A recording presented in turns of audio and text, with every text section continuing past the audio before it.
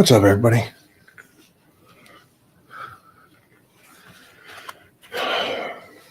Little beta owling this morning.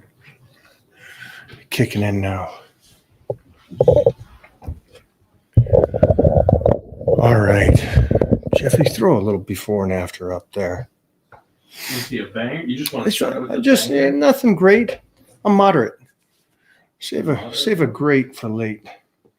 We'll work back to front on this one, okay? Well, so late.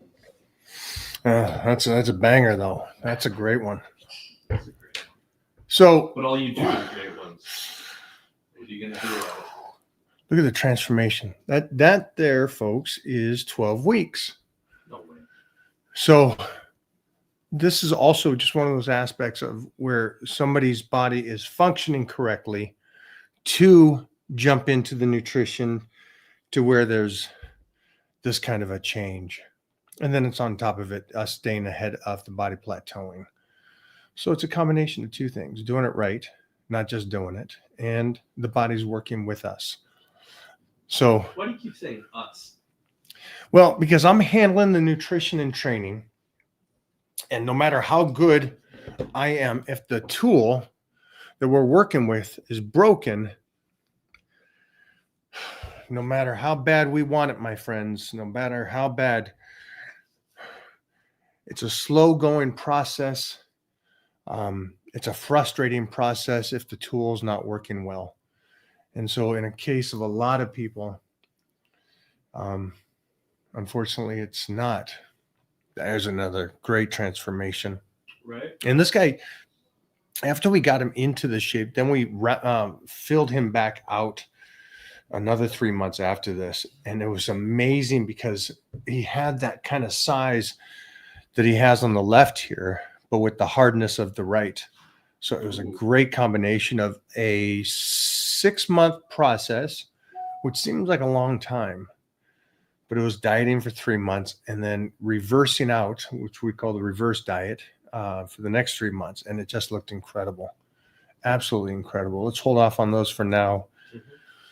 Take some questions as we are rocking and rolling. Beef or bison? Exactly.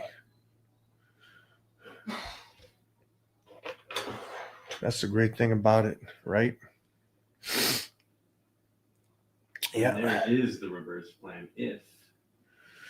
Yeah. So if you guys are already in shape and you've made it and went through that transformation, then reverse out. That way you maintain and keep so much of the effort that you put in. The appealing part of it, right? Because off season is, again, you want to be able to be happy in the off season as well as you do in contest shape.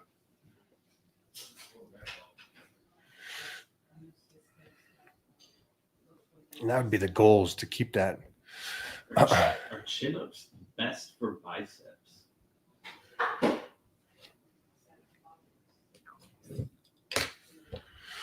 Next. Common one. Is that a common one? Biceps. Everybody wants the pipes. Because of the Mike Mentzer video? Oh, that probably just made it worse.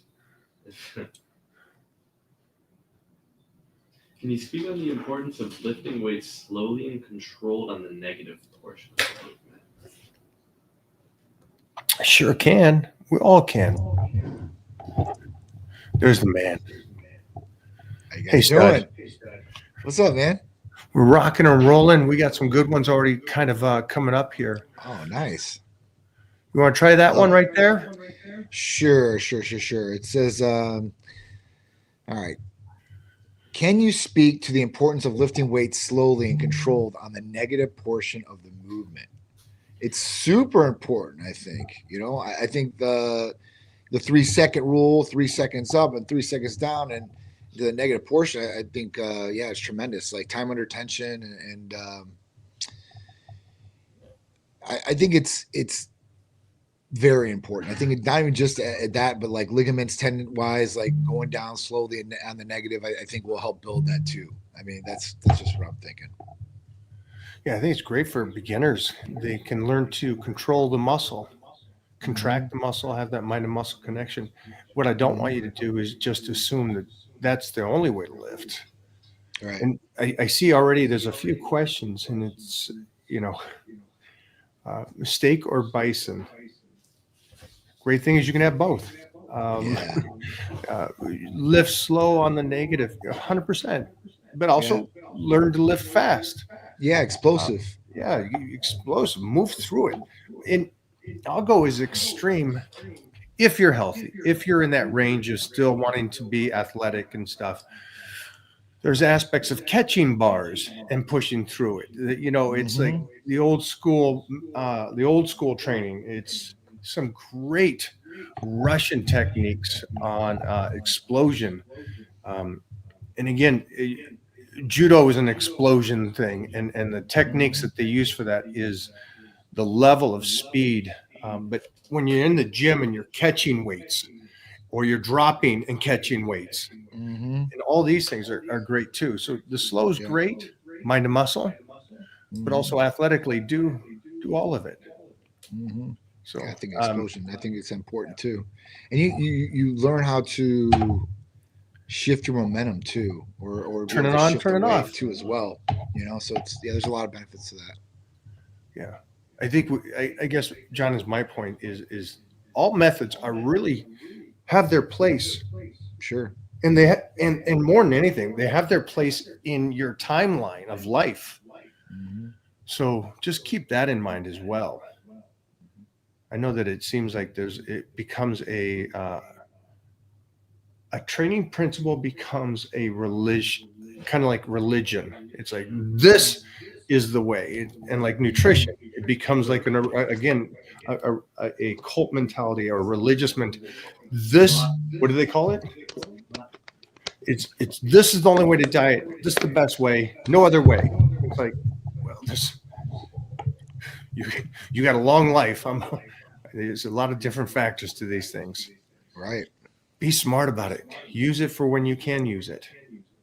Like for you, I'm assuming you're cautious on shoulders. So cautious, super cautious. But Chest, shoulders. But you could blast legs. Yeah, legs are fine. I mean, and I've been hit by a car and the whole 9 legs, so legs are fine. It's just that's shoulders. Different than when you're 20. Yes. Oh, big difference, huge difference. I mean, I was more, obviously it was a lot easier and carefree when I was doing that. But yeah, I mean, no problems back then compared to what I have now, for sure. So it's more of a cautious thing. Like I'm going in and being like, all right, listen, I know what I can do. I know what I can't do. Right. And what might hurt me. I'm like, all right, is it worth the risk? Is the reward there? And at that point, like I've got to the point where I think I've curtailed a pretty good workout regimen, and without having negative side effects of pain and more injury to come. That's obviously using some of the great therapies we have, like BPC 157 and TB 500. And it's helped me tremendously, stay out of the operating room with a total shoulder replacement. So, I gotta put some love there and give some credit there. But, I think the movements and stuff like that, you'll find, because people's bodies are structured a little bit different too as well sometimes, especially if you have injuries and stuff like that. You might have to adapt to whatever the exercise is too. Please. As well. So, yeah. Today, just a side note for everybody that's watching, we went to 5 sets of 20 on exercises. So like 5 sets of 20 on inclines, bench, and then cable crossovers and so on and so forth. Now, again, 5 sets of 20. Yeah, 100 reps. You had to do 100 reps before you're done with the exercise. So okay. 235, so 5 sets, 5 sets of 20 at 235 on incline, and it felt great. But imagine the speed is what it is, but it's in control. But again, I can still go back to that. And so just FYI for everybody out there, it's like, you'll know what you need to be cautious about. And then there's times to have fun and do other things. But just because our protocol normally is a very low range does not mean I don't at times implement crazy numbers. And it's basically just That's- make sure the body is aware that we could still have to go to this level. You got to bounce it around. Right. You're not just Keep it one guessing. dimension.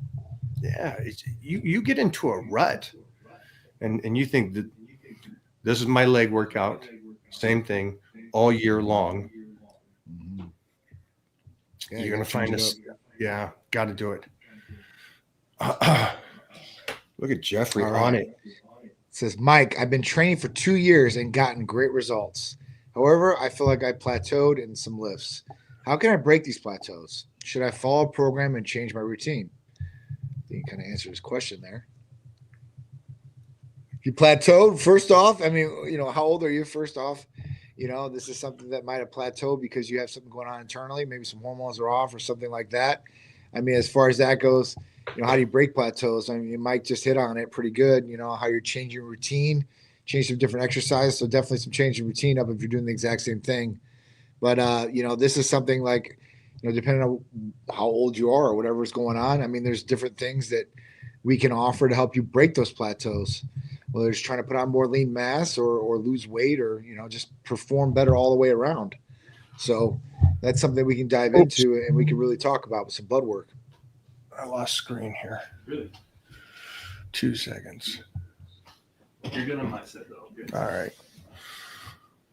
To answer that question from my side, everybody hits plateaus. We hit plateaus all the time. And that's weightlifting, which is great because it's kind of a signal from your body just saying, hey, dude, this is it.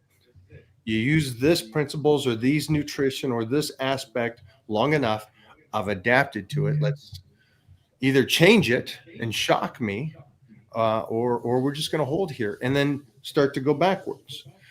And so it's a great learning lesson that your body will always adapt to what you're doing. And I guess that's kind of a interesting question that Jeffrey brought up because of the fact that like today we went to those 20s. And again, just to shock the body, give it a little something. It had no idea. And so again, it kind of stimulates the muscle in the way. And that's all you got to do. And what's great here is I don't know how old you are, but beginners, you guys will get the most amazing transformations out of anybody. When you first start, right, Johnny? When they first start, that's the best. It's an amazing thing. And then just learn the body and try to keep that speed going the best you can. Mm-hmm. There's a transformation. There's a transformation. Oh, wow. See, look at that. Damn. That's great. Dude, you got some really good results. So this is another a great cat in the Titan crew and got him over with Titan Medical. But here's something that's very, it goes back to the point of saying that, what's that? I want to see my transformation. You will put yours up there. We'll see. Is that I can only do so much, and technically you can only do so much if the machine is not working. And that's why I keep saying, make sure the machine's working, and that's where Johnny comes into play. Yeah. That's where his company comes into play. And again, I understand it's a burden. I understand that it might be financial, but that's why I love Titan Medical, because they don't try to shortcut you and they don't try to upsell like a lot of these companies. And so again, good over there. And let's talk blood work for a second, Johnny, if you can, because they don't comprehend. If you're here in the United States, doesn't matter where you are in the United States, but you can work with Titan Medical. That's correct. Really simple and easy, guys. Really simple. I've been doing this for 13 years. I made a video on it. A lot of people don't even know we're nationwide still. And it's on every one of my videos, every one of our advertisements, or every time I ever get on, a podcast or whatever it may be. But we are nationwide. And what does that mean? That means that we service you with all of our services, except for like PRP or IVs. We're servicing everything that we do, from hormone replacement therapy, peptides, medical weight loss, vitamin amino acid injectables, rejuvenation detox, libido enhancers, and a lot more. So blood work, super simple. You call us or text us. We get some information from you. We'll collect the payment, and we send you a prepaid lab requisition slip to your email. with the nearest locations of a lab to you. You just take that slip in with your license or a state identification. No more money is needed. No insurance cards needed. You give them the slip in your ID, they draw your blood. We get it in 3 to 4 business days, expedited. We call you, we go over a brief viewing of the blood work, and if you want more help from there, we can set up a medical consultation with one of our providers, and they'd be happy to go into that blood work more in depth and go over your health history, family health history, and recommend a program that's personalized to whatever your goals or whatever you're trying to achieve. Very simple, very easy, very effective, very efficient. For anybody that's on here also, and you think that it's a age thing, it's not an age thing. It is an individual thing. It really is. I got some great texts this week of some people that have gone over, did their blood work at Titan Medical, and then did their protocols or their calls with their provider. The provider. And they gave them the updates. And then these people are going, today's day 1. I'm pumped. And so in the text, I could feel the excitement about them going to the gym, going, I'm going to the gym, but for the first time in a long time, I know the body's working with me. Yeah. And the results will mimic that of how the body is functioning. So true too. Because I think, I mean, I know for a fact that you kind of started this because you wanted to help people, because you saw this frustration of people trying their best and their body's not changing, and them thinking, am I not training hard enough? Am I not eating right? And am I doing all these things? And they're doing that right. But again, the body isn't working with them. Yeah. It's when I seen the epiphany, it was epiphany, literally epiphany. And I was like, oh, like nobody knows about this. Nobody. And when people find out, they're going to want this and they're going to need this. So that was a moment I was like, listen, I'm going to help a ton of people that have no idea that they even have a problem going on. And at that point, introducing Titan and then introducing the blood work and educating people more about this. And then through the years, more education getting out there with people, being able to read about it and more studies done and all that. It's been awesome, right? It's been awesome for people. It's been awesome for us. But, the main goal is to help people. And, without blood work and without me saying, hey, listen, what's the difference between an athlete and a regular person? And let's run a whole bunch of blood tests. We would really never know. I wouldn't know. I'd just, just be like everybody else. Like, postmenopausal women, right? They're going to get dry. They do this, they go that. You don't really, back then, we weren't really talking about guys going through hypergonadism or having low T as much, because it was never tested. It was just never tested. Just kind of crazy how things worked out like that. With that being said, I know that this is going to be one that you can help. This is great. Yeah. So Titan is based in Florida. You go back to that one after.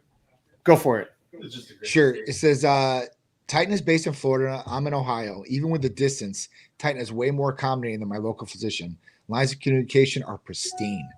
So it's really nice. Thank you, Mary. That is a super, super big compliment for me and for the staff here.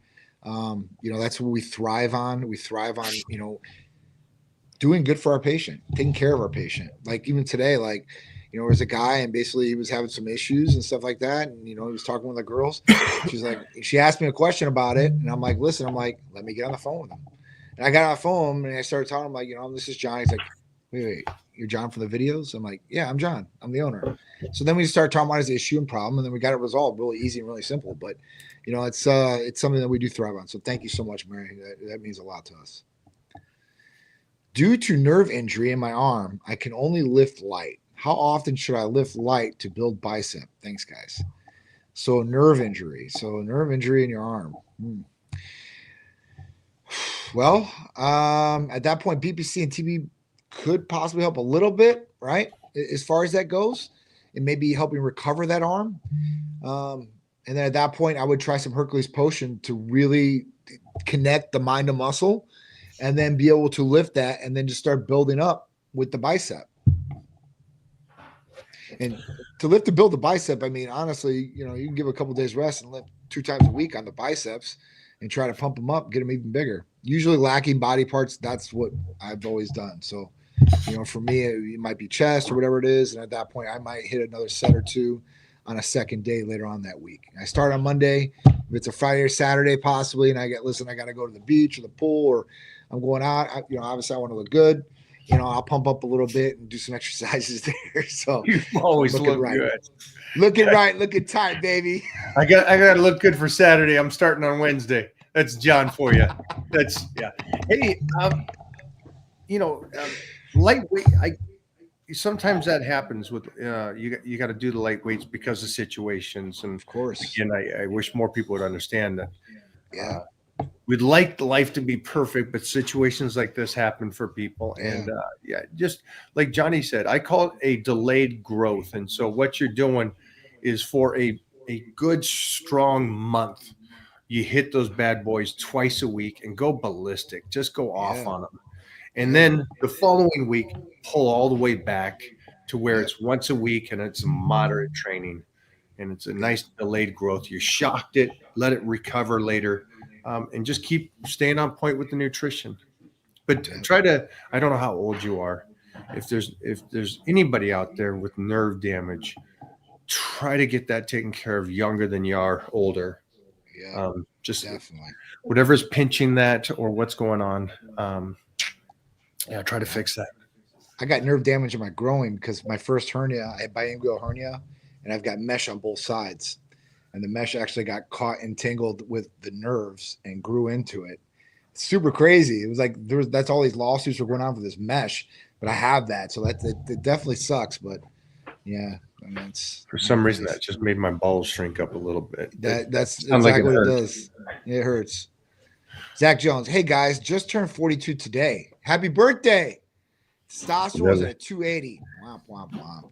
Urologist started me at a test prior 0.75 a week of a 200 milligram bottle and 50 milligram tab of Clobid. That decently safe? So, yeah, I mean, that's decently safe. You know, the only other thing that I would look at with this is, and that honestly, that's really good. I haven't really heard of too many urologists prescribing testosterone with the gonadal support of Clomid. But the only other thing that I would look at is the estrogen levels.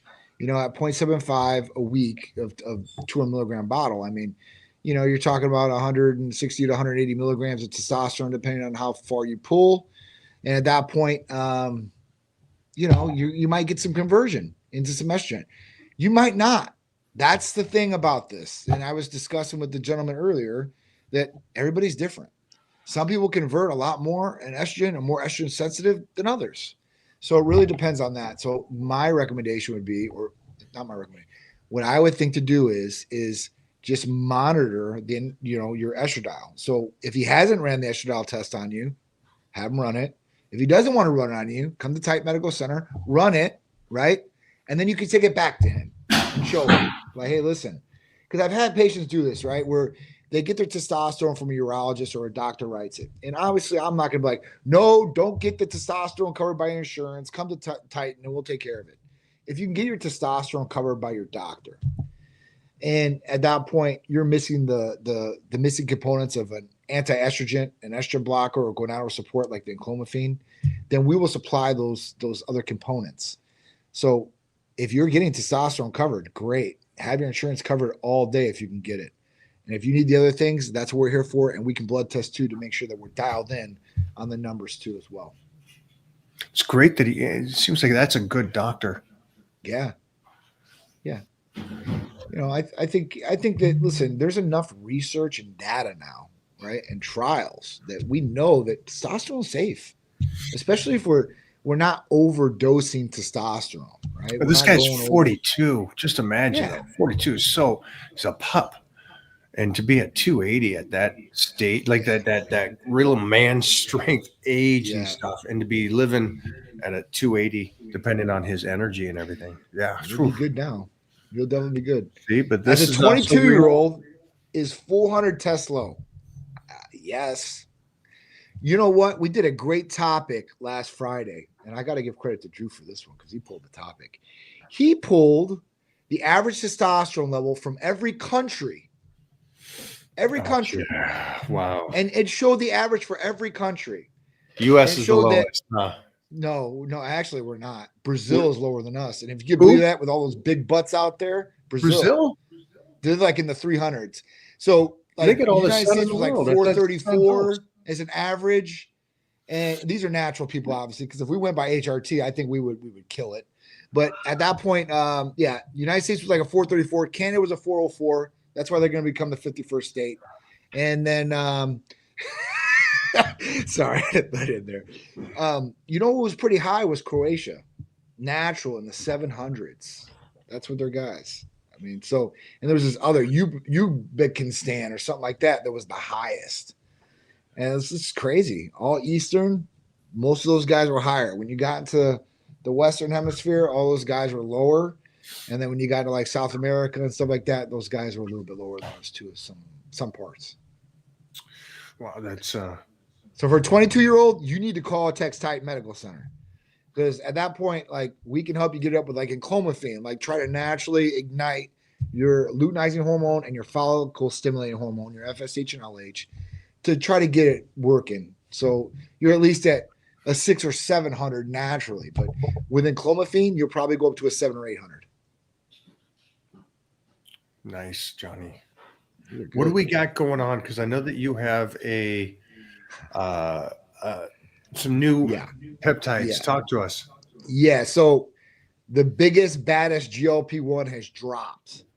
Retatrutide.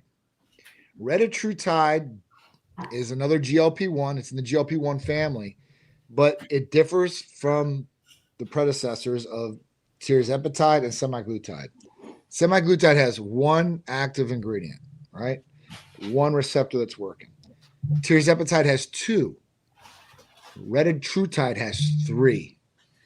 Best thing about retatrutide is, I mean, on all the trials that they've ran, it's been 100% all the way through and through of people losing weight. Retatrutide is more geared towards weight loss, where tirzepatide and semaglutide were more geared towards controlling blood sugars, glucose.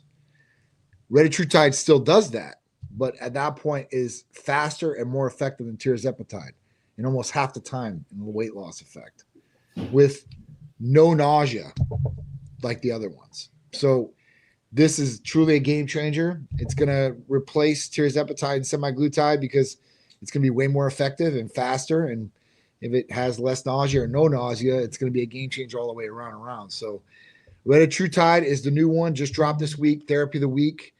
So at that point, we're taking, patients on it. So at that point, a ton of people are getting on it. So when we release the newsletter Monday, it's always the therapy of the week, and usually the phones are just slammed with whatever it is. This one is doubled that. Let's put it that way. That's how big of a game changer this one's going to be. Who's this best for? Who needs this?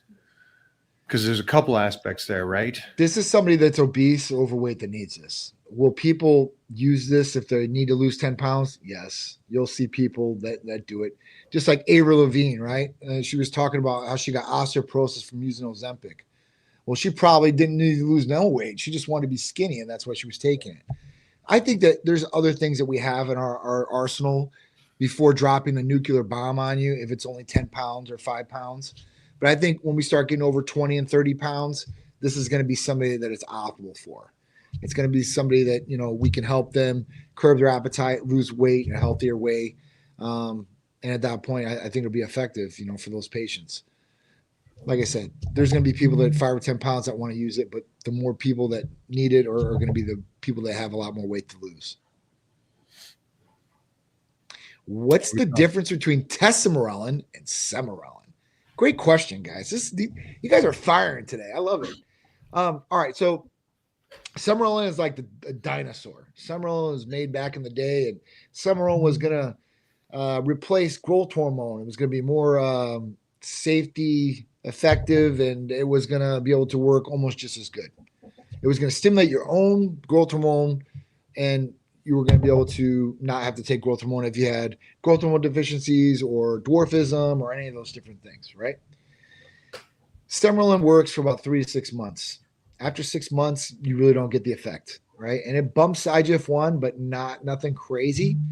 And at that point, like I said, the sleep effects you'd feel from it, or anything that you would really get beneficial wise from Semerolin after 6 months, you really don't see. Testosterone is the biggest bad boy on the block. It is. It really is. It is FDA approved. And at that point, what's it going to do? It's going to stimulate IGF-1. It's going to stimulate IGF-1 a hell of a lot longer, a hell of a lot more than Semerolin does. The other effect that separates from all the other GHRHs out there, testosterone goes after visceral adipose tissue, so belly fat that's surrounding your vital organs. This is that stomach lining that you really want to get rid of. So testosterone is the creme de la creme. Semerolin, to me, is going to be your bottom basement, right? After Semerolin, I would go with CJC with ipamorelin, and then I would go with hexarelin, and then I would go with testosterone. That would be the order of, this guy's the, I don't want to say the worst, but this guy's the lowest on the totem pole, and this guy's the highest on the totem pole. Would it be smart for somebody that hasn't done this, start with some the dinosaur, I guess you would say it, or go right to testosterone? So they could go after the testosterone. It really doesn't matter where they start. I don't think it really matters if the person's just starting or not. If they were like, oh, well, I don't want to, the biggest thing, the difference between testosterone and all the rest of them would be the price point. The price point's a lot higher in testosterone. It's just a lot more expensive. It is what it is. But, if they were like more on a financial budget, what I would recommend is, or I would say, I would be like CJC with IPA. CJC with IPA is the upgrade to Semerolin. It consistently works. You have two different peptides that are working synergistically together, which is awesome. And the half-life. So the half-life of CJC is a lot longer than Semerolin. That's why it works a lot better. What is your opinion on using nandrolone as an addition to HRT for someone with injuries?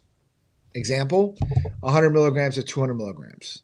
So listen, guys, I think this is a great method. I really do. Nandrolone, we were so against for so many years, the providers and everything like that. And the real reason I think the providers were really against it was because everybody that wanted at that point in time wanted to get big, right? They want to use nandrolone for purposes that we're not going to be able to prescribe them for. But, as we went along, obviously, I think that if somebody does use nandrolone properly with a therapeutic dose, then I think that it could be very effective in helping alleviate some injuries to a certain extent. It's not going to heal injuries, but like if you have shoulder problems, yes, it's going to create a more lubrication in the shoulder. It's going to mask it for a little bit. It will help you get through some of the pain. So yes, we are prescribing it for some patients depending on what's going on joint pain wise. Now, that's the only way to use it. 50 milligrams or 100 milligrams. I wouldn't go 1-to-1, or I wouldn't go any other higher, because that NOR19 is going to. So I don't know if nandrolone does that. Nandrolone is going to make you like that. NOR19, definitely. Don't want that. And they call it Deca. I've heard that. Yeah, that's what it is. You can Get up kill and go. Kelly that one. Yeah. When to decrease calories intake during fat loss?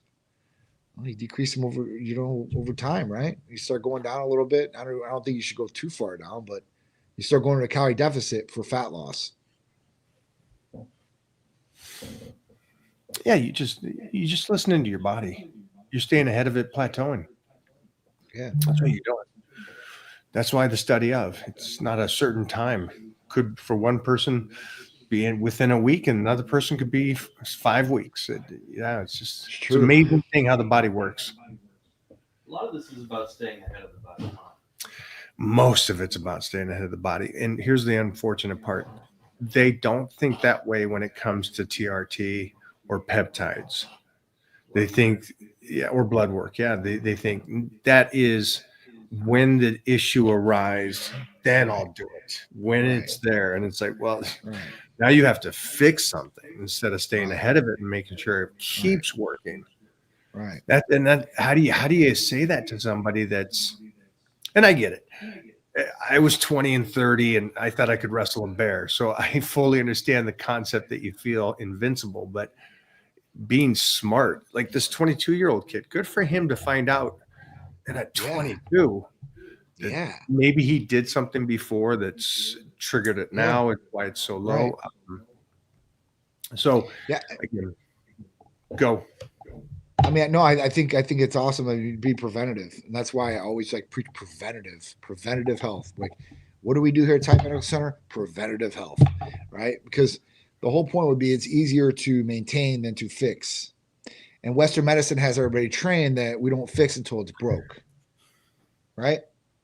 But we maintenance other things. We maintenance our cars, we maintenance our house, we maintenance our boats. Everything gets maintenance except for you. And a lot of people, you know, especially a lot of doers like us, we put ourselves last sometimes and we put everybody up before us. And there's a lot of people out there that do that. But I tell them, like, if you put yourself so far behind, when you break down, all those people that you're propping up, they're going to break down too because they ain't going to have you. So the whole point would be to make sure you're good, to make sure they're good, right? That makes sense. It makes total sense. Like, if you can't protect, then you are the protector because you're down and out. So at that point, you want to make sure you're the strong protector. You're doing everything you possibly can to be the best you possibly can. Because I mean, it'll shine in so many different ways. So, you know, I think that's the way that people need to start looking at things. And hopefully they're gonna start looking at things like that. But I just don't think so. It, you know, not to, I like the GLP-1s, but not to knock GLP-1s, but it's making people even more lazier and to get out of a healthy lifestyle. I talked to a couple patients today, right? And one of the staff members. And they're like, hey, like, you know, if I take the retatrutide, am I going to get the Ozempic face?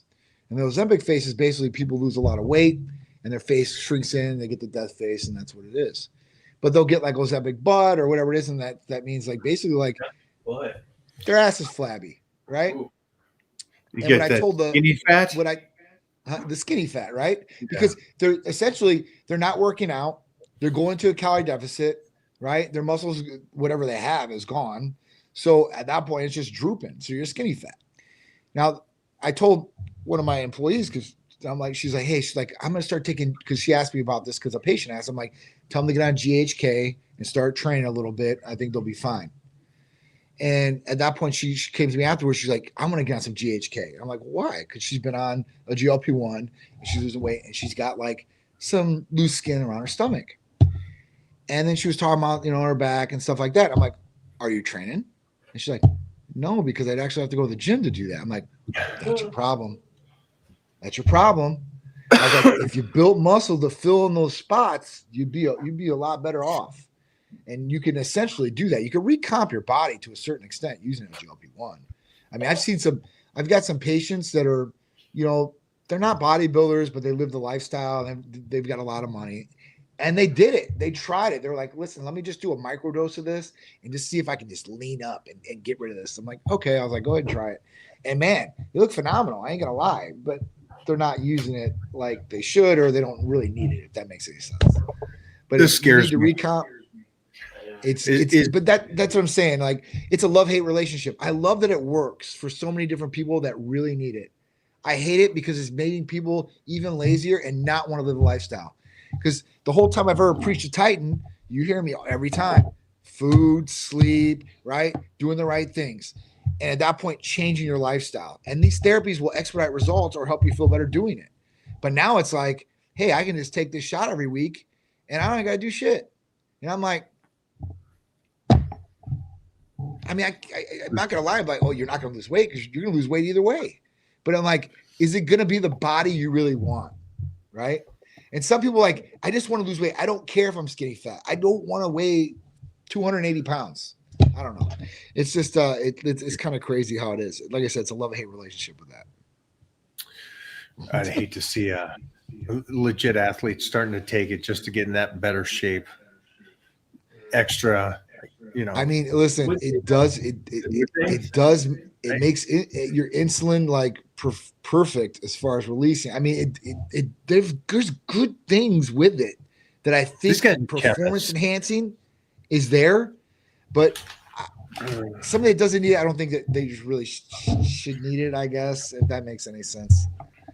So before we keep going here, one of the earlier questions was staying ahead of the game, right?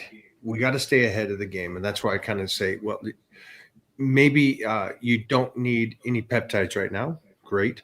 Or TRT right now. Great. You should have blood work. But it's Definitely. interesting mindset that if somebody sees a rarity, it gives them hope, which is great. And I love this idea. Stay with me on this. And when you see somebody like Robbie Robinson, that gives you hope. It's like,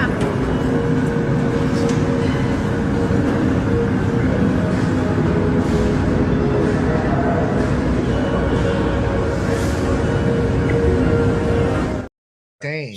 so you got a guy that's almost 80 and looks like that, which is better than 20-year-olds. Even guys that train in their 20s and 30s don't look that good. But they go, great, I have 40 more years of lifting. I can do this I can look good into my 80s.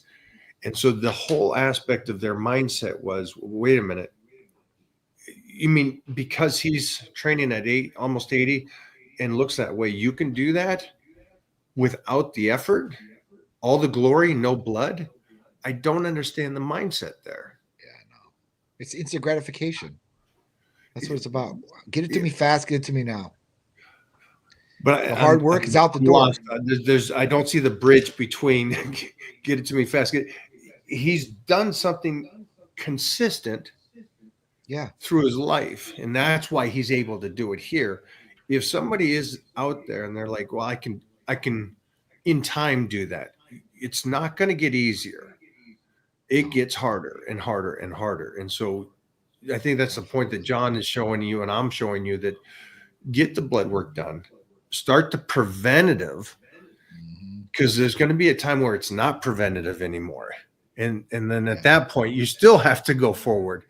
Just because now you're hitting the injuries and you're hitting the owies and you're not recovering, you're still going to have to get in there and train and keep moving. So Johnny's helping you get there in a much better process and giving you a better physique as you're doing this, and a healthier physique as you're doing this.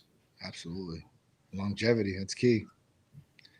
All right. Eli said, I see now they have the Wolverine in spray form. Is it effective as taking an injectable? So obviously not, right? We know that intravenous, which is like an IV, is the best way to get anything into the blood system because it goes right in the bloodstream. Injectable is going to go in the muscle, right? And at that point, it's going to get into the bloodstream. That's going to be a lot faster and way more effective than some spray. And at that point, is it a topical spray or a nasal spray? Because I've seen it in both. Topical, I would say, maybe you're hitting some areas. It might help maybe a little bit, but probably not nowhere near as an injection. The only other way that I would say an oral form would be if it was a stomach issue, an ulcer, or something of that matter, then that would be okay. But injectable is going to be your top way to use BPC 157 or TB 500. The sprays and all the other stuff, I mean, I wouldn't use it. I don't think it's effective at all. I've tried some of the different things and I've got no effect from it. I don't like shooting things at my nose anyway. So, all right. Aminos are the way up my intake and feel better and stronger than I ever have in a while. Well, amino acids are key things in our body and run so many different things, right? I mean, just think of peptides and sequences of amino acids. I mean, it's key. Aminos are so important. Everything, and vitamins, aminos, like they all play pivotal parts in our body and the functions that would happen. So, yeah, I definitely think that if you're there and you've got everything optimal, then you're in good shape. I like that they went that way this time. I like that because most people don't go that way with amino acids. And if you stay away from what everybody else says and you actually just really moderate yourself on aminos, I love them. Absolutely love them. Oh, for sure. Aminos are great. I'm 30 years old, ex-college football player, and has continued to train hard. But I've been caught in the place of setting the bar high as I age and not adding too much wear and tear. Any advice? Well, 30 years old, man, you're still pretty young. I mean, how, as far as setting the bar high, I mean, You know, I mean, too much wear and tear. I mean, that would be a waste, but you still build your body. I mean, at that point, especially at 30 years old, especially if you're an ex-college football player, so you know the conditioning function, you know how to train. I mean, you know, it's just a little bit of different training, I guess, that you're going to be used to. What does he mean by he's been caught in the place of setting the bar high, Yeah. not adding too much wear and tear? So, yeah, listen to your body. Obviously, you played college ball, so you don't need to technically train like that anymore, right? And you got the idea, which is longevity. I think that's what he means by setting the bar high, because he did play college. Yeah, because he did play college ball. I got you. So you're an athlete, and so you know that number one thing is stay an athlete. Don't become a bodybuilder or don't become a power lifter. Be an athlete first and foremost. So range of motion, flexibility, speed, strength, all those kind of aspects. And then just don't do crazy 20-year-old workouts anymore. Get in there, hit it hard, be intelligent. Lee Haney said it the best. Be stimulate, don't annihilate. Mm-hmm. And that's where college football or wrestling and stuff, it's like we annihilate. But we have to go and see what our mental limit is. And that's why we train like that. And then I like that you played college ball. Keep that level. You know what I mean? Keep that level that you did, kid. You're 30. You haven't even hit your man strength. And that's in another 10, 15 years. So I'm proud of you. I'm proud that you keep that bar high. And I wish more people would do that. He's not the guy going, you know, hey, I was strong then. He's like, no, I'm going to stay this way and stay at a level. I like that. That's nice a mindset, job, man. Hey, Mike, I'm 15 and have been lifting for a year or two. I put on muscle, but also fat, but I'm worried about stunning my growth with a cut now. Dude, you're 15 years old. I gotcha. Yeah. You know, I gotcha. you're 15 years old. I would, at that point, at 15 years old, I would worry about eating food, good, clean food, and training hard. You know, you're talking about cutting at 15 years old. I don't think cutting at 15 years old is a good thing. I don't think, unless you're like, listen, if you got a lot of fat on you, that's one thing, right? You want to lose some of the weight, but you know, if you're training, you put on some muscle and you're fat. I mean, how much fat you got on you? How much you weigh at 15 and how tall are you? That would give me a great, you know, a vision of what it is. That is nice. You know? Also, if you're 15, so there's a good chance you're right in that prime puberty stage. Mm-hmm. And if you are, I would wait until you're done with that explosion of size and height. And then remember, if you're going to diet, you're doing it for 10 weeks. 10 weeks, 12 to the most. That seems so short. 5'10", 160. Seems short, yeah. How tall? 5'10", 160. Yeah, no, do not cut. That's what I'm saying. Do not cut. Definitely not. You don't need that. Definitely not. First of all, you're going to gain, everybody here, I don't know what world you live in, you're going to gain fat in a surplus and muscle. You mostly at this age, do not stress. You're going to keep growing. So there's a good chance you're 5'10" at 15. There's a good chance. And again, at 14, I was 5'9", and at 15, I was 6'2". So there's that explosion in height, and that summer where you go away and then you come back and you're a monster. So keep eating. You're 160. You're not holding much fat. So that's like, Definitely not. Yeah, look at Mike. Wow. That's crazy. Yeah, that's 13. here to there. Dang. So yeah. So yeah, Damn. keep eating, kid. You're gonna fill that out. And I saw so many. Here's the two aspects. I played football and wrestled, and so I saw the two aspects of what happened during puberty. First and foremost, with elite athletes, is that those wrestlers, because they would stay in that deficit all year, compared to the football players, we were trying to put it on. And I was already a heavyweight by the time I was 15, so I didn't have to worry about cutting. And I'm so glad looking back that I didn't. But you're gaining so much right now, and kid, you're 160. There's no possible way that you're carrying too much fat. Do not think that you need to be right now a fitness cover model. Right. Get that out of your mind right now. You're 15. You got so much You're life. growing, man. Yeah. Get your height. Get your yeah. Good question. Keep eating, keep Good, training. John. Keep eating, keep John, training. I'm glad you asked. The height and the for weight. sure. Because height, weight, I mean, it's going to tell you a lot, majority, especially that, you know. I mean, I could look at Peter. I think Peter's only 160 pounds, and he's 6'3", and he's a string bean. So at that point, like, by the time he will be, hopefully. He's going to be 6'4", 6'5". Dude, I hope so. You wiggled your toes on that one. Holy sheesh, kid. For real. It did good. It did good. It's a monster. I love it. He says, hey, Mike, I got a shoulder injury hitting shoulders the other day. How do I continue to bench press and keep from damaging it again? Well, BBC and TB500 will help you heal that shoulder. That's what you want to do, is heal the shoulder for sure. Bench pressing, listen, if you have a hurt shoulder and you don't want to hurt it anymore, and if you're bench pressing and it hurts your shoulder while you're bench pressing, I'd probably stay away from the way you're bench pressing. You know, for sure. Like, if it's going to hurt you, you don't want to just work through like pain like that. Like, that could be damaging. Or you could be doing your form, and your form might be off a little bit, and you could damage your shoulder even more. It's not worth it. Yeah, you got to find an intelligence part. Would 2 weeks off right now and healing up with peptides and making yourself more bulletproof, the best you can, save you from not training for the next 25, 30 years? Right. You got to ask yourself that. Can you chill so you can enhance? I think that's one of the biggest things I would say.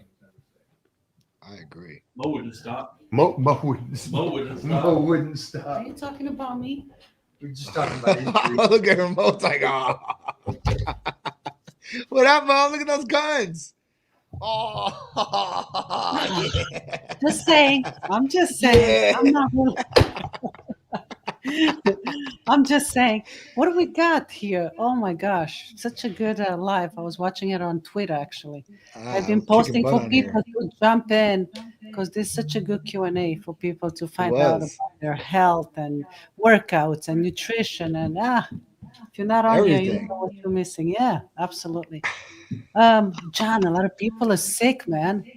What's up with this cold or virus? What's going around? Like Titan was sick too.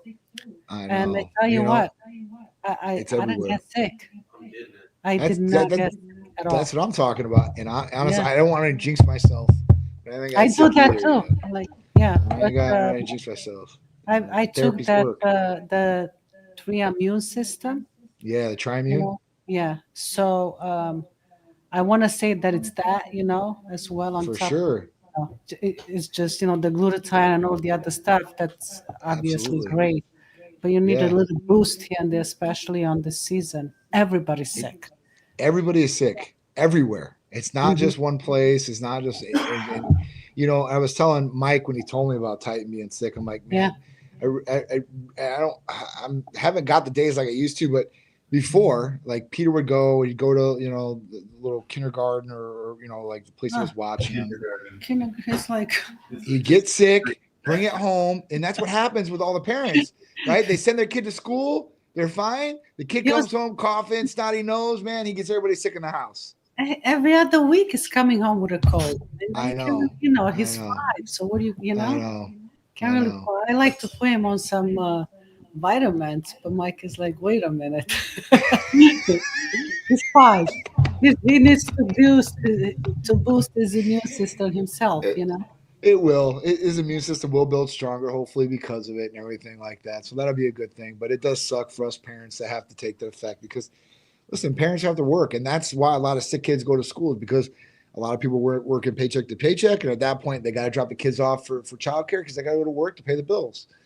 So, I understand that part of it, but it does suck that, we didn't learn from what happened the 4 years previous about good cleaning techniques, being a little bit more aware of people being sick around you and stuff like that. I think that's went out the window and just everybody just went back to where it was. But Triimmune is going to be one of the best things you could take for immune system boosting. So if you're having sickness around you, family, friends, yourself, Triimmune has glutathione, vitamin C, and zinc all in one injectable. The other one that I would recommend highly if you're looking to build your immune system would be thymosin alpha-1. That is the peptide of peptides for immune system building. Those are the two that are top. Glutathione, obviously, by itself is very effective too as well.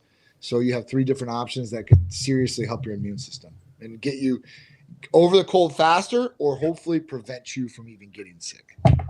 Yeah, so even if you're not, don't wait until you get a cold and then take all the stuff. You got to take it before so you don't get sick. You know, is one of our number one, I think, patients that get Triimmune and thymosin alpha-1.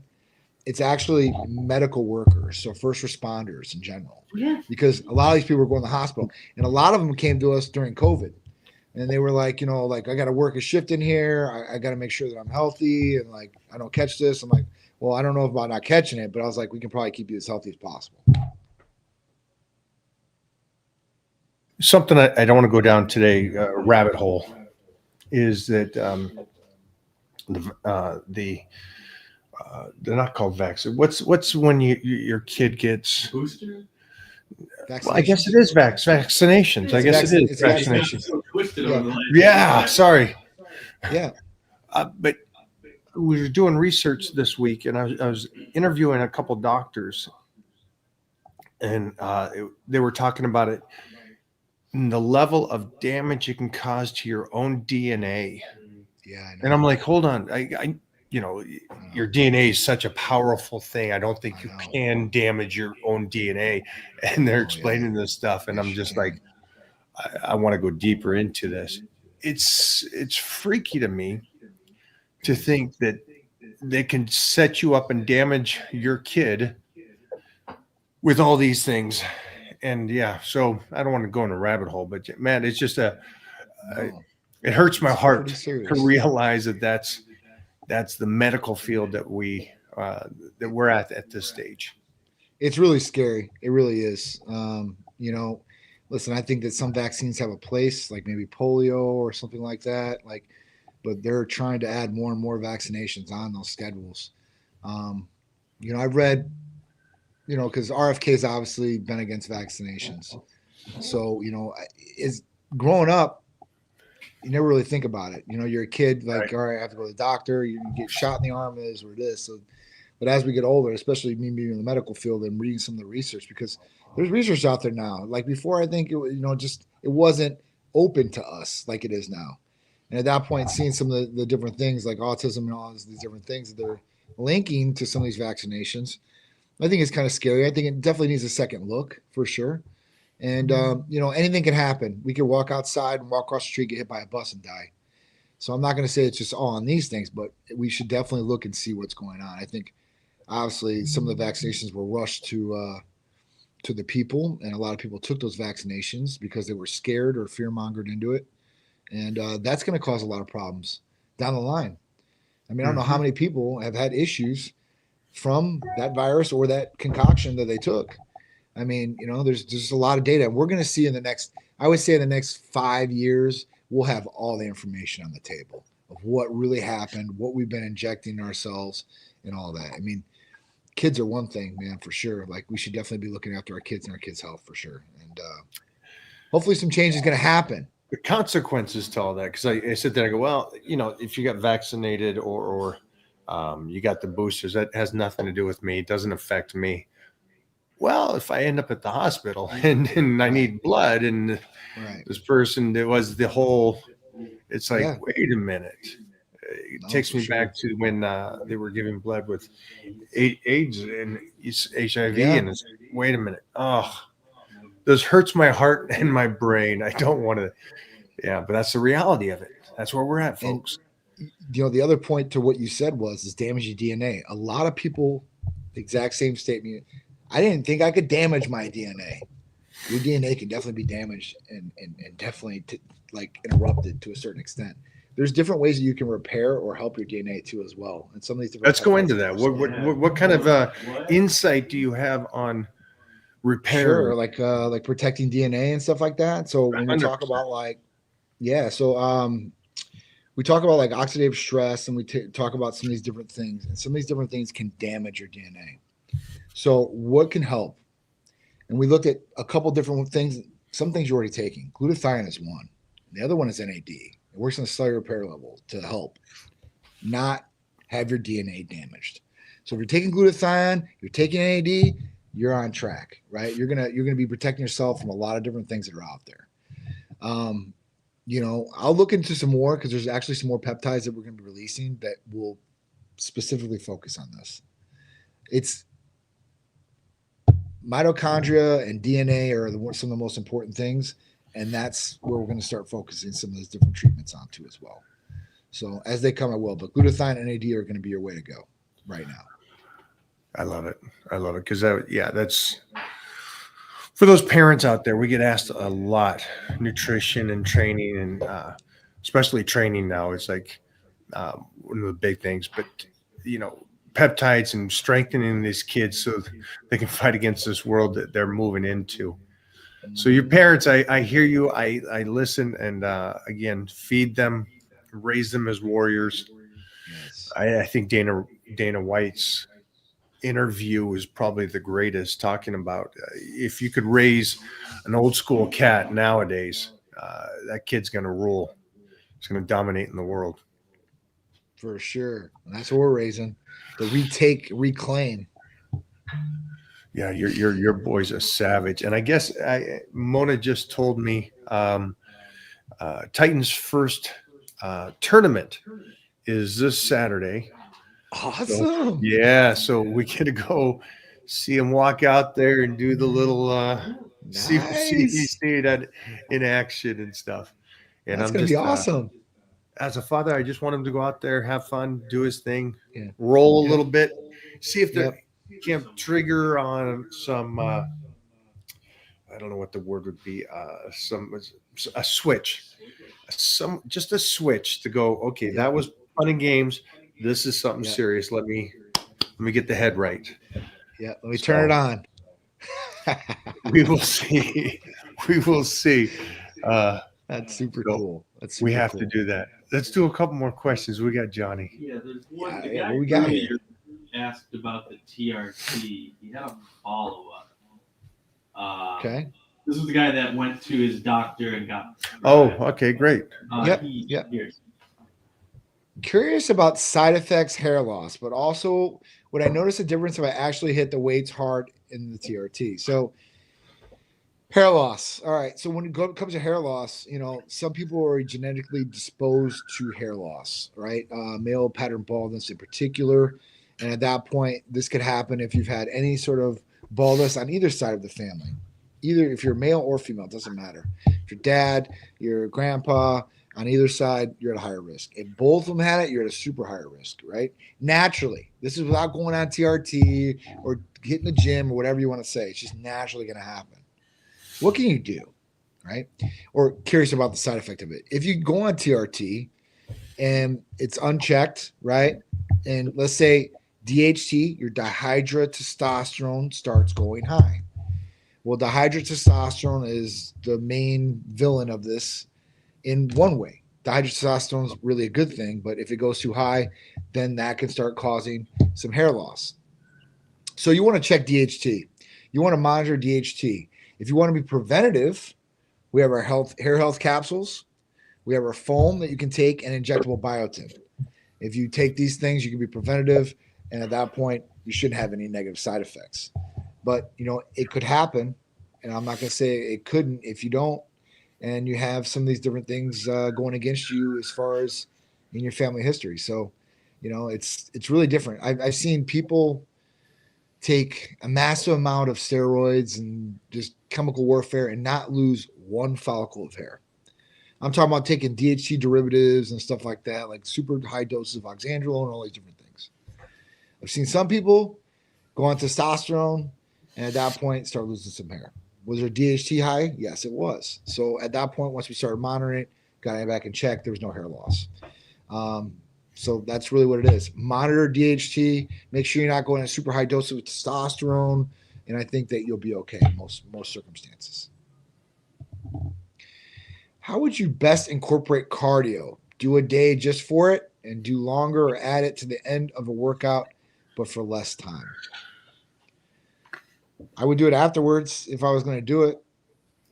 I would do weights first for sure, and you definitely make sure that I'm lifting and I got all the intensity that I want to. Some people do it on off days too as well. I don't know. I'm not a big cardio guy. Mike can answer your question probably about that a lot better. But what I can say is, if you want to accelerate your metabolism, at that point, that's where MOT-C comes into play.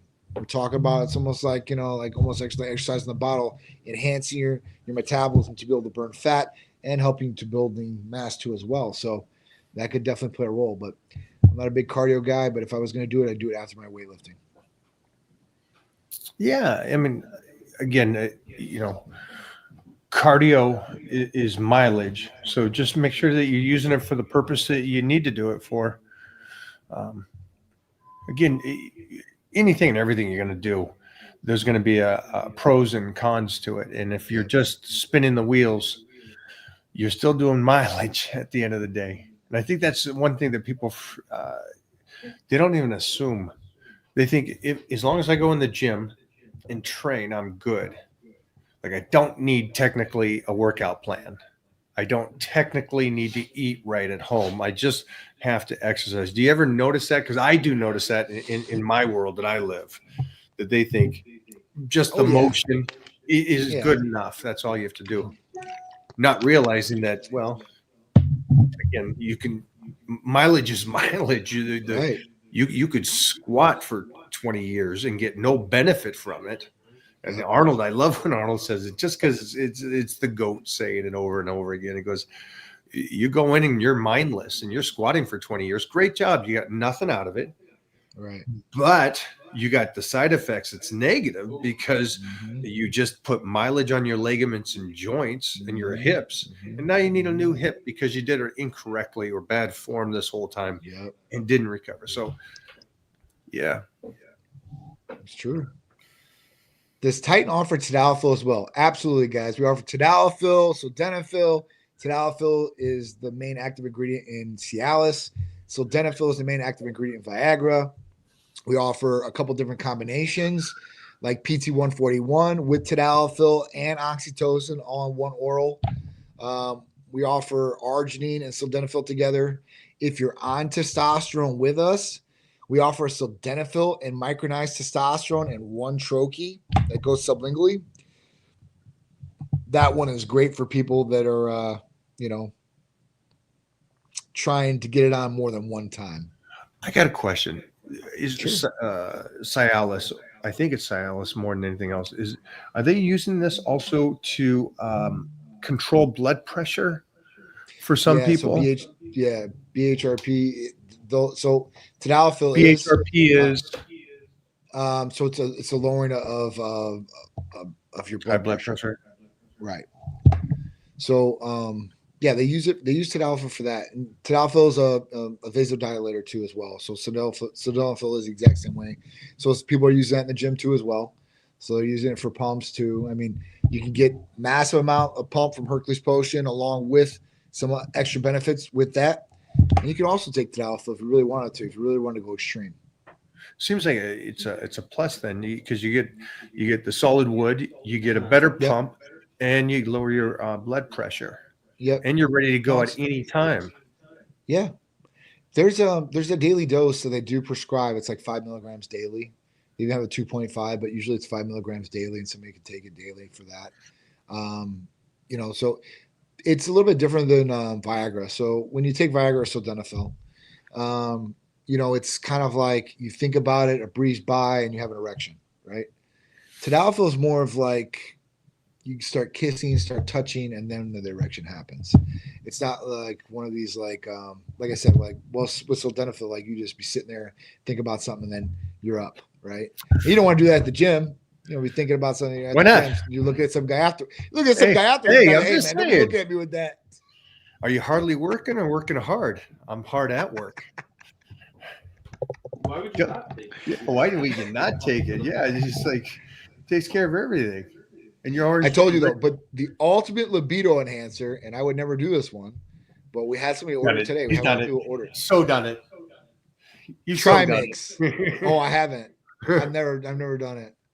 I just can't. I That's the can't one we get. joke about. I can Jeez. inject. I've injected a lot of places in my body for a long time. 13 years. I've done multiple inject. I mean, shoulders, traps, pretty much everywhere. But I've never injected in my penis. And with Trimix, there's a lot of guys out there that use Trimix, and you inject that directly in the penis. What do you And think? at that What do you think? point, I'm ready. Jeff's gonna try I'm it. telling you, Jeff's gonna I'm try never it. gonna try it. I want Jeff to try it. I'll give you a free round, Jeff. But we got to line up some girl. We got to Send make it sure to my that you place. definitely do I'll it. make sure Jeff gets it. Don't you worry, With that, folks. though, if you're gonna go on the Trimix Avenue, we send Oh. out the antidote with it just in case. Because Don't if send you that go over 8 antidote. hours, you're gonna be. I'll you're make gonna sure be my having girl has problems. her friends ready to go. I agree with him, though. I agree with him in California. I'm sure. It's been a crazy couple weeks here. I'm sure it's been nuts. You know, it's not going to get any better for a long time. Hey, Mike, hope you're doing. You're an inspiration to me, hero. What's the champion's mindset? At least for you. Wait for Johnny to get clear. We're back. I hear. We got you. Yeah, I got you. Yes. We just bumped into a little hiccup. What is the champion mindset? That you know that you got one go around. That's it. So how do you not get freaking absolutely psyched knowing this is it? Yeah. I mean, it's as simple as that.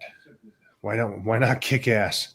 And that's why I think No other Johnny and I option. feel bad when we see these people not living their full life, and then they get sucked into, well, here's the one food group that you need to eat, and this is going to switch your whole complete life around. And it's like, eat moderate, eat healthy. Mike, any words of wisdom for an expecting father? I know sleeping time will be taking a hit, but anything you can offer, any general fatherhood advice? Well, one is too late, and the one would be make sure that she is a savage. The baby mama is a savage. That would be the one thing that I would have told my young self as well, and I got lucky with this. You're going to be more motivated than anything, and yes, you're going to lose sleep, mostly if you're a helpful father. So at this stage, I would say, first off, huge congrats.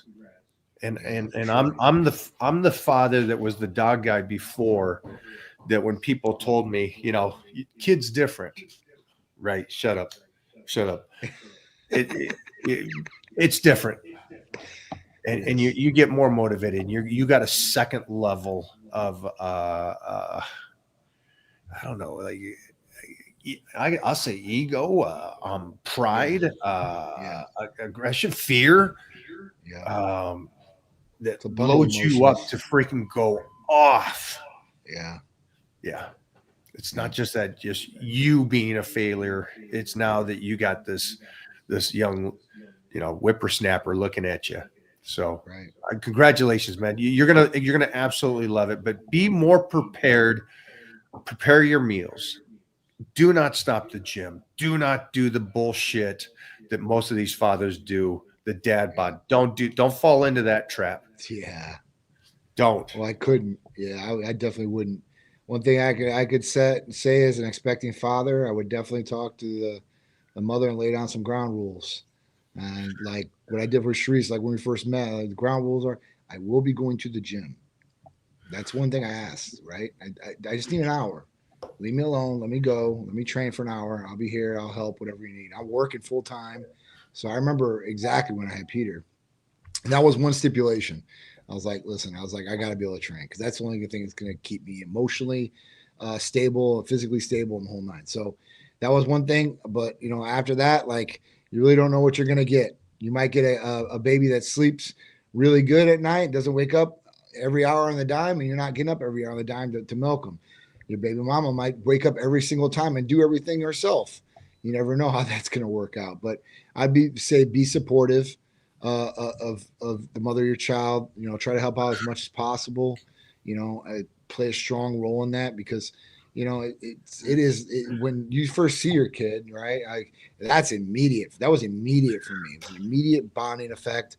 And at that point, like for me, it was like, all right, I need to really, like, I was really motivated before, but I really need to get out there now. Now I'm responsible not only for me Now we're in. and Sharice, but I'm responsible for my son too now. And I Okay. always want to give him the best. I always want to do better than what my dad did for me. So at that point, that was the goal. Be better all the way around than my dad was for me. And you know, that was it. I mean, but you're really not going to know and until it hits. And then I would say adapt your routine around whatever you lock in. Like if she's watching during the day and you're watching, just find your gym time, find your time where you can do what you need to do to take care of yourself. Because like we talked about earlier, if you don't take care of yourself, eventually you won't be able to take care of your family, or maybe not the way that you want to, or protect them the way that you want to, whatever it may be. So definitely do that. But yeah, congratulations. You know, I mean, especially in these times right now when fertility rates are all-time low. God bless you. A father's ceiling is your kid's floor. I always love that. That's good. And so think of that. And then Johnny's right. Now, see, Johnny, I know I got extremely freaking lucky, but I chose to be an old father. And so the maturity level was there for me to have a talk. Actually, I didn't have a talk. She said to me, if we're doing this, I'm going to ask you that you work and you work even more. You don't miss. You do your thing. I got this part handled. So I got really lucky on that aspect. I never missed a workout. Yeah. But Johnny, I'm impressed because not everybody gets to do that. You go, listen, I ain't missing the workout. I think that's an important thing for anybody that's going to have kids or be a father, to be able to talk to missus and say, hey, I need to stay. And I think most people think, well, that's kind of selfish. No, the father has to stay healthy. He has to stay strong and in shape. He's going to be running. So props Yeah, and congrats. I mean, listen, yeah, man. Would you recommend taking a rest day in between chest and shoulders? Sure.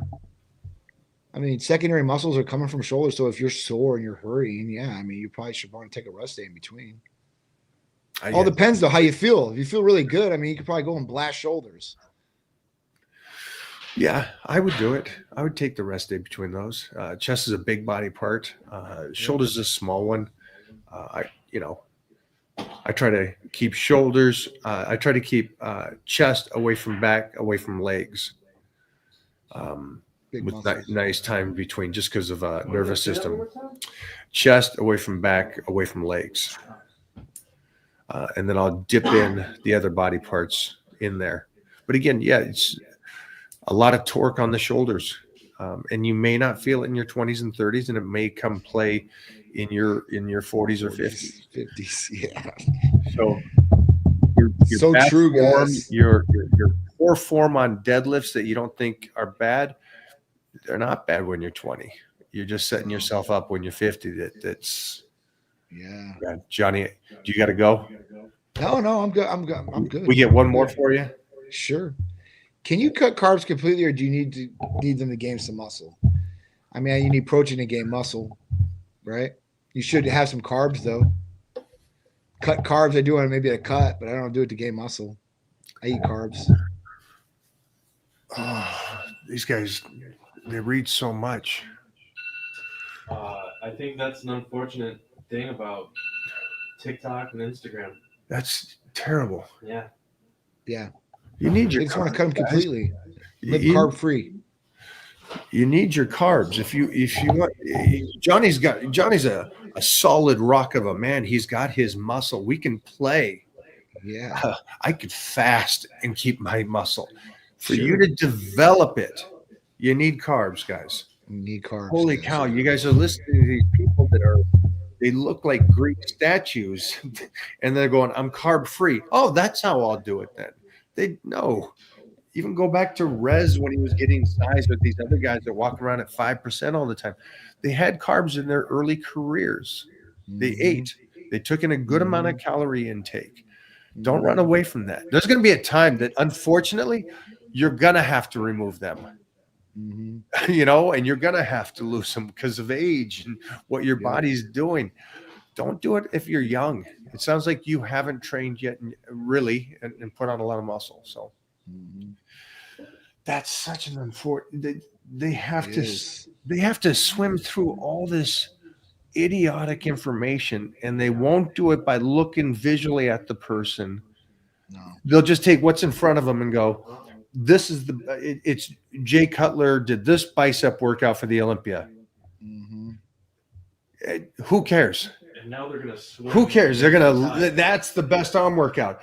No, go back to Jay Cutler at 17 and what was he doing? How did he develop this clay mass? That's the workout you should be asking for you. And none of you guys are doing that. You don't dissect and go back to the beginning. Starting point. Yeah. You look at Robert Robinson eats chicken and broccoli. Ha! You eat, well, then I'll just eat chicken and broccoli. He's 78 and he's been training for 65 years. Right. It's like You got some homework to do. You got a little homework. All the glory, no blood. That's the poor part of it, though. It really is. Like, you see it. Like, people don't want to work for things. They don't have the work ethic to do it. They don't want to invest the effort. It's a sad thing. But there are a small amount of people that still do. And those people are going to clean up like we've been talking about. They're going to clean up. They're going to clean up. So eventually, I mean, they said eventually we'll be on a universal pay program. Okay. I was talking to some of my higher ups. So universal pay program is this. It's going to get to the point, and I've talked to some of my buddies, and I couldn't believe he was even telling me this.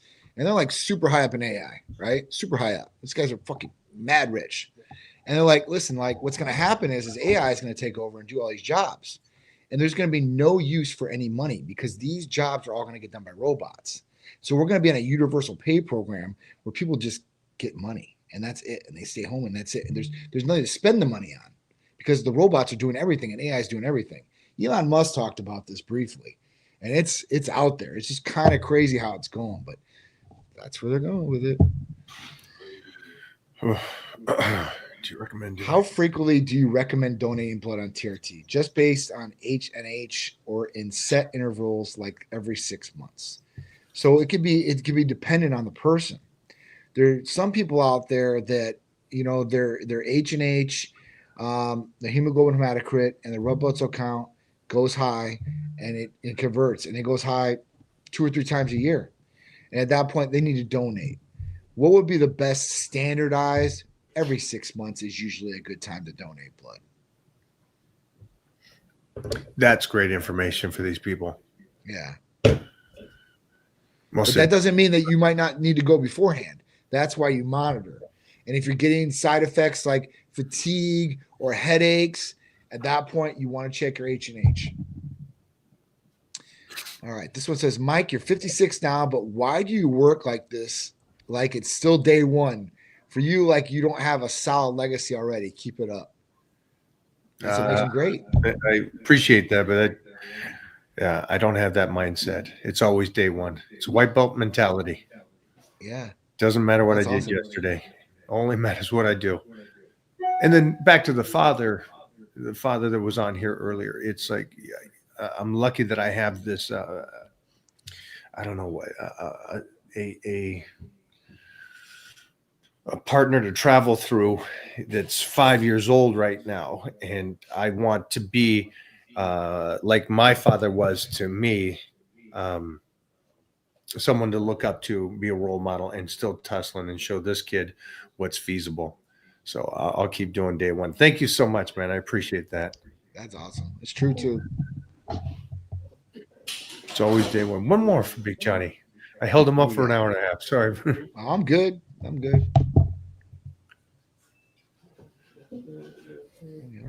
going to go here because I think there's some great things over at Titan Medical I think this stuff, there's some great things at Sure. Titan Medical. What's the secret of your not looking old from India? So there's a couple different things.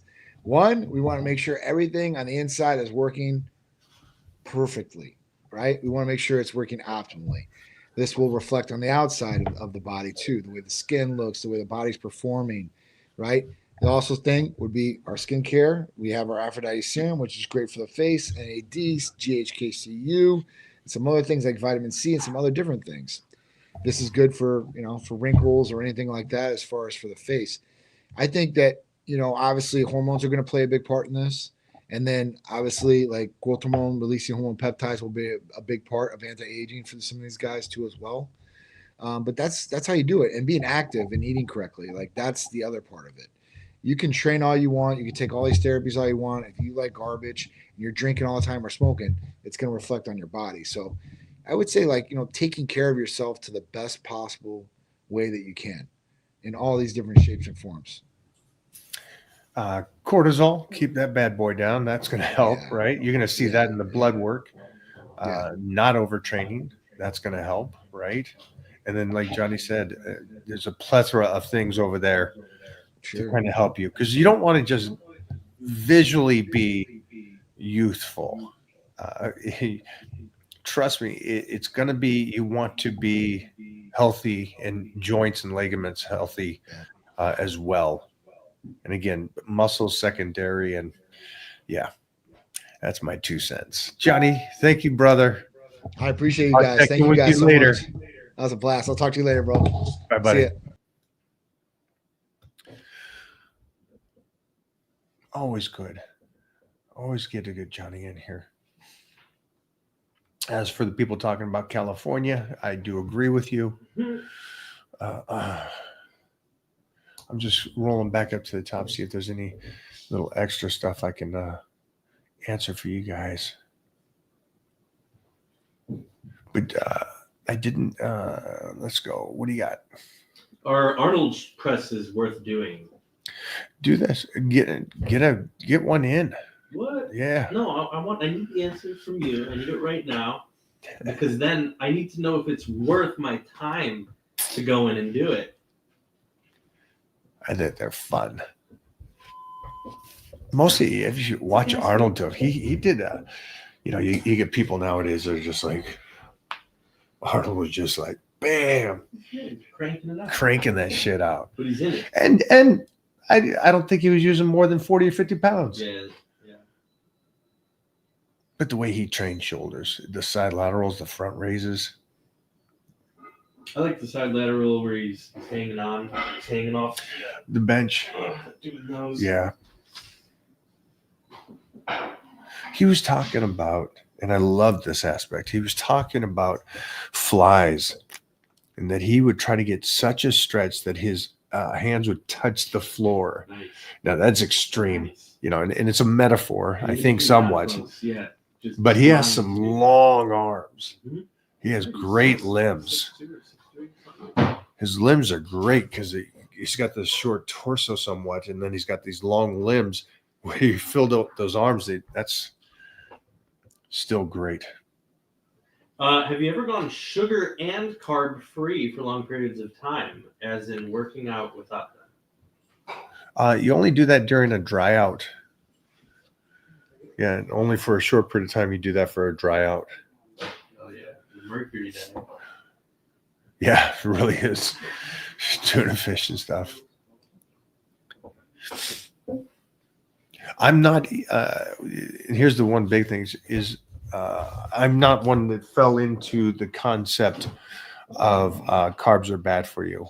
Yeah, I feel like that question. That's he's talking about like as a lifestyle type thing, right? Absolutely, yeah. Going away from it for.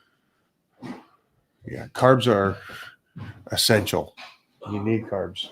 Yeah. What is this? What's worse, eating bad while drinking water with every meal, or eating great and drinking soda with every meal? Huh? Yeah. Okay. I clicked it too quick. No. Hey, put up the dumb ones too. I'm okay with that.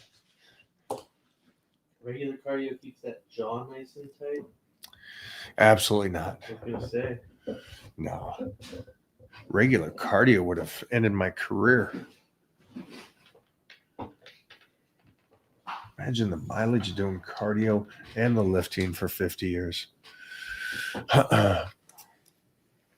Yeah, it'd be a cascading effect of just one thing would go, and then cool, now you can't lift heavy. Cool, now you can't lift heavy, so now you can't stay full. Now you can't stay full, so now you're not looking good, and then oof.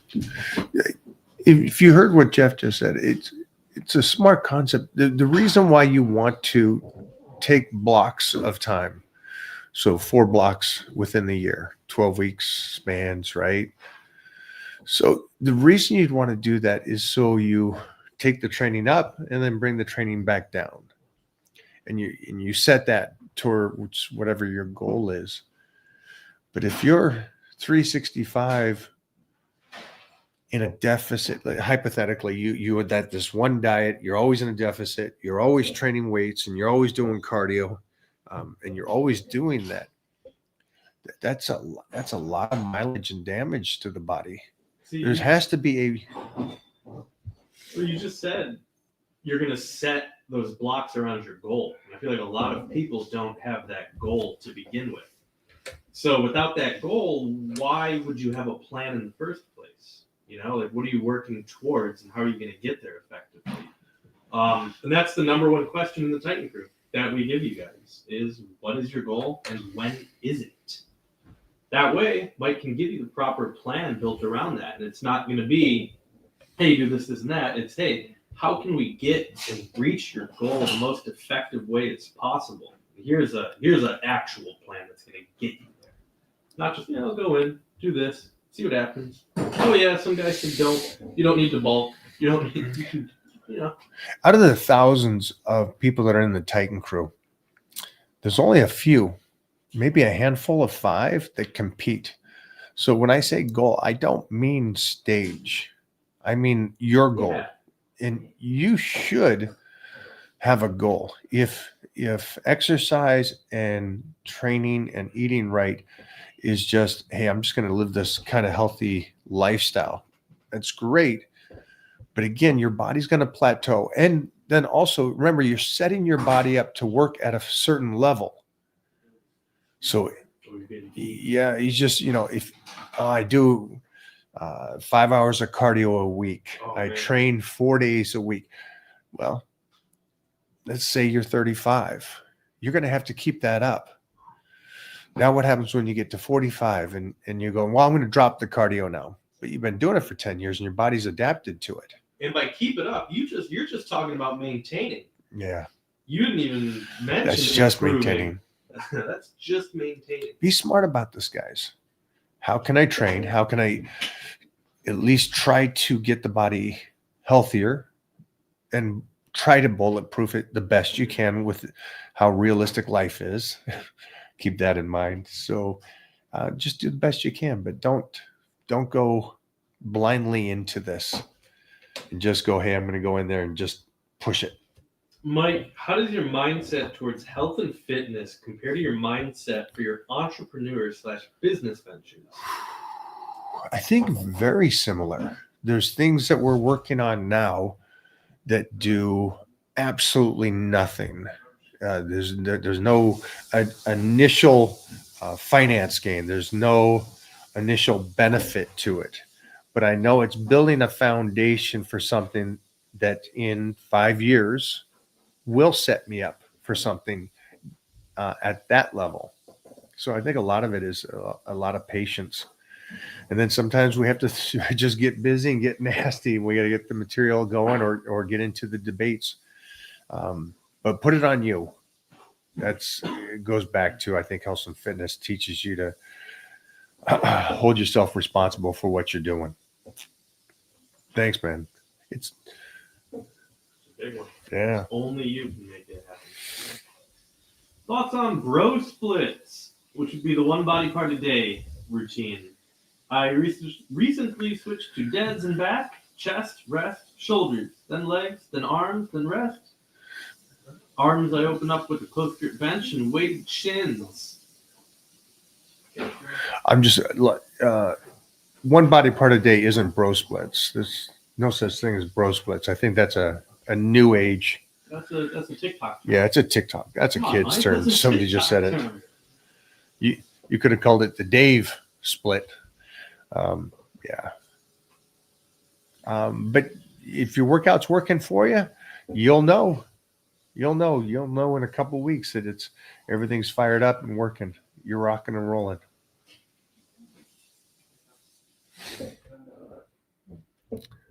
When did somebody coin that and say that's what it is? A bro split? Is it the funny guy? I feel like it came from him. I think so too. I think good for him. I don't know what his name. Bro something. He's funny. Yeah, the guy with the New Jersey accent. Yeah, when you're in the gym and you're just. I feel like it came from him. I could be wrong. I think so too. Yeah. What did you guys say in the 90s then? If you did one body part a week? One body part a day. Oh shit. That's what we called it. Oh dang. Yeah. You just call it what it is. But it's great that they came up with bro splits. It was also like standing in line in the 80s. We just stood around. We didn't stand in lines, and then somebody coined that one. Oh. Yeah. So. Hey Mike, I heard on an old Q&A that tall guys put on size just as fast as short guys. Can you explain that more? No, I can't. It's just a person's opinion. It's individuals are individuals, my man, tall or short. When you get out of the small circle that you may be in, you'll find all walks of life. There's individuals that gain muscle because they're doing it right, good genetics or whatever that is. And it doesn't matter short, tall. What's up? Yeah, ask. Walking around like he's a grown-up. Yeah. It's the individual, my friend. Individual. But I'll tell you this. For anybody that wants to gain muscle, the more precise you are on a regimen and your nutrition, the better chance you have. So, you mean if you do it right, you'll get results? If you do it right, you'll get some results. This is correct. But here's the harsh reality of it.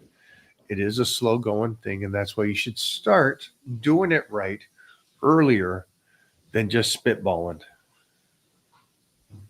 Like, kind of music do you like? I'm just curious because I'm a DJ.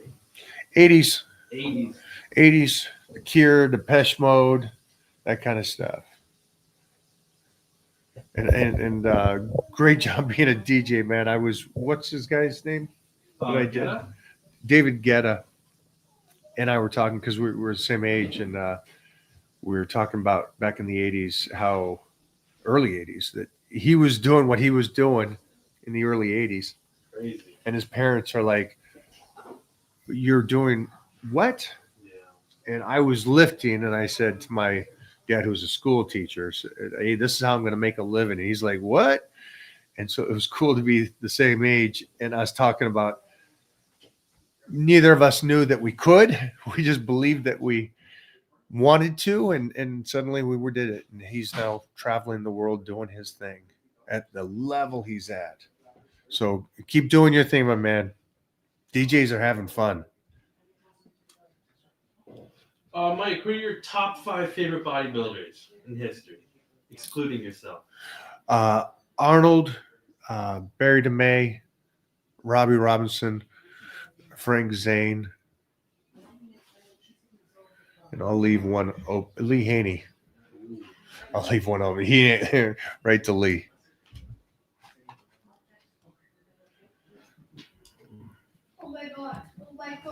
Not just because of their physiques, but also because of the fact of their mindsets too, though. Just FYI.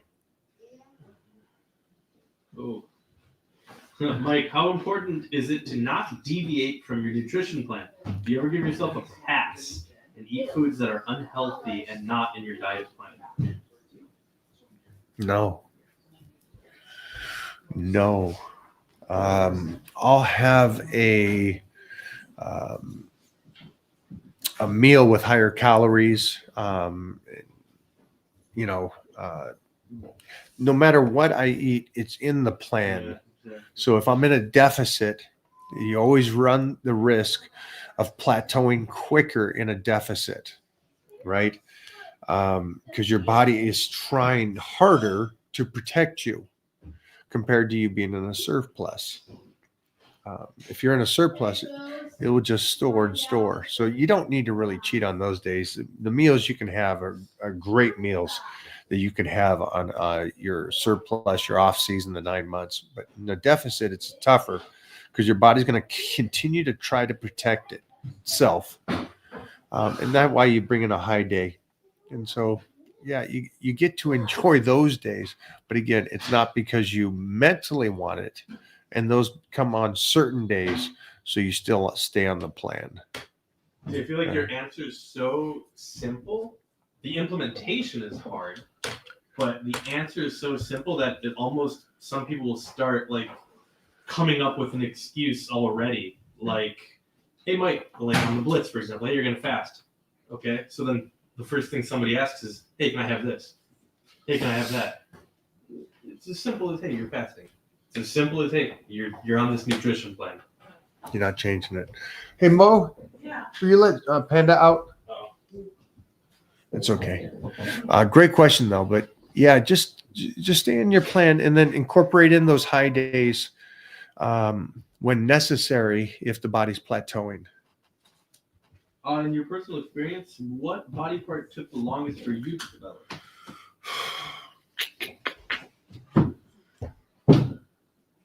Or were you always ahead of people in like?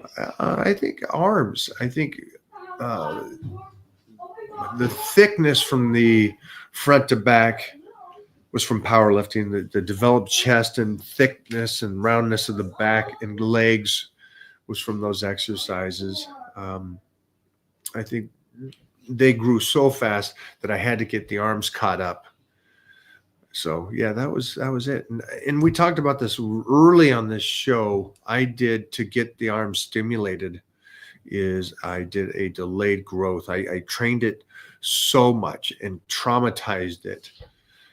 And I guess you could go back to like some fun Rich Piana kind of videos, but that mentality, a lot of us did. And that's where he got that from that old school 80s, 90s training. We'd shock it so much for a period of time and then back off.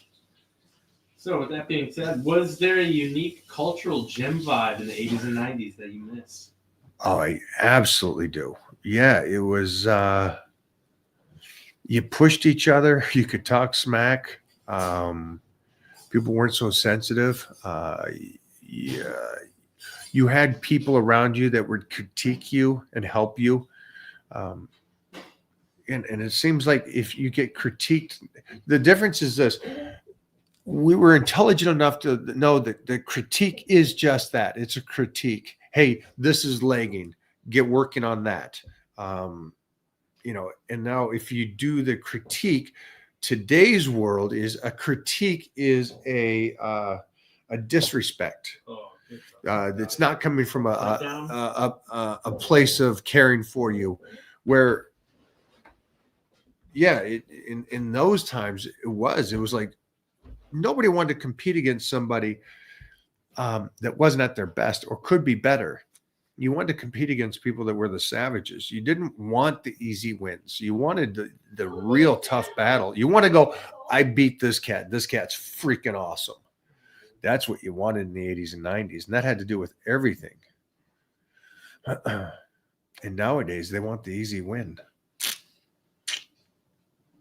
That's when I did that film with Scott Adkins, that's what he said to me.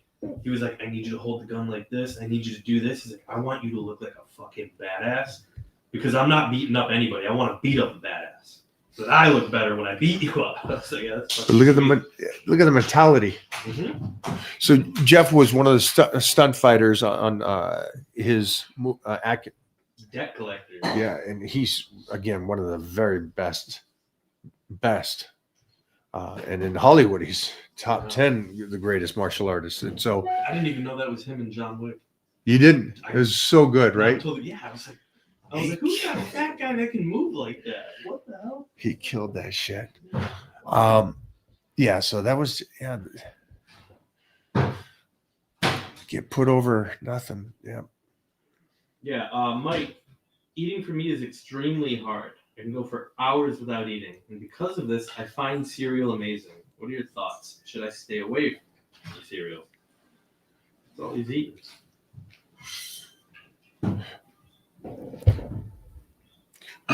Read that again and see if you catch what I catch.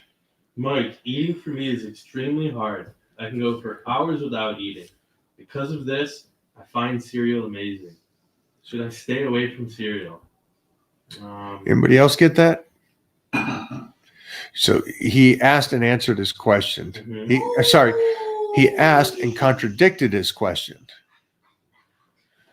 So he can go hours without eating, but then he cheats. So you can't go hours without eating because then you're gonna cheat, and you're no different than anybody else. So, yeah, what foods you like and stuff like that. Just for anybody out there, don't give yourself the out. Don't go, hey, I'm a fast gainer, so I eat all the time. And so what the person is saying is because they're thin, they're going to throw I eat all the time. They don't calculate out their calories, so they technically don't know how much they're doing. And I'm a fast gainer. So you're giving yourself an out. It doesn't matter how much I eat. So why do the counting of the calories? This is the guy's the same way.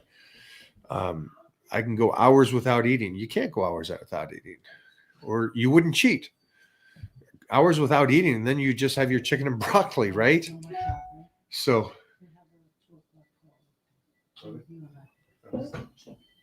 all right, we're out on this one. So just don't give yourself the out. Don't give yourself the excuse. And you may not know that you're doing this, but this last guy did it. Obviously, cereal's not the go-to for using quality food at that time to build muscle. So just kind of write that stuff down, guys. Get on the plan. Get on the plan. Because here's the other thing. He looked very young. So just imagine this. You got a window of opportunity to really get the very best gains in muscle out of your physique at a certain age where you're still able to do this. He's wasting it. And so are a lot of you. You're wasting it because you're not sitting there going, this is the plan. I know what calorie intake I need to be. And in 2 weeks, I'm going to check it again and make sure it's right again. That way I'm going in the right direction at the right place. Oh, he came back and he made it worse almost. Oh, Can we pull it up real quick? yes, sir. I would like to help him if I can. All right. You misunderstood. My fault. That's on me, man. That's on him for reading it the way you wrote it. Yeah. Yes, my fault that I read it the way you wrote it. In order for me to eat high-calorie meals, need to be small because eating a steak or whatever just fills me up. Because of this, I eat a lot of cereal to get my calories. Okay. I mean, better be Cinnamon Toast Crunch. Cinnamon Toast Crunch. Mike's never had Cinnamon Toast Crunch. You don't know about that. I don't know about that, but I know about 87. Ooh. Oh, this feels good. Let me see that one. Oh, Ooh, how does it smell like? new. So for anybody to keep leveling up and you're in a surplus because you're trying to gain size right now. So what you have to do is just make sure that you're at the right calorie intake and have your meals. Here's the thing. If you're gorged, you're probably taking in too much. There's no reason you would be gorged. All you need to do is be in a surplus. So that's just the main thing. All right. And small meals or a big meal. I always believe the smaller meals are the very best. And then great thing for you that you have the luxury of eating a small meal and that getting you content. That's great because a lot of people, I eat 6 ounces of steak. Oh, yeah, right. I'm freaking starving in 5 minutes. That's the point. It's like, this is a good thing for you. But again, yeah, small meals are great. So you're doing fine. And again, anybody here that's doing off season and you're trying to be in a surplus, try to eat the best you can. Try not to throw in all these extra hype TikTok kind of nutrition plans, Rice Krispie trees, gummy bears. What? Guys, it's your body. Do what you want, but at the end of the day, I sure wouldn't.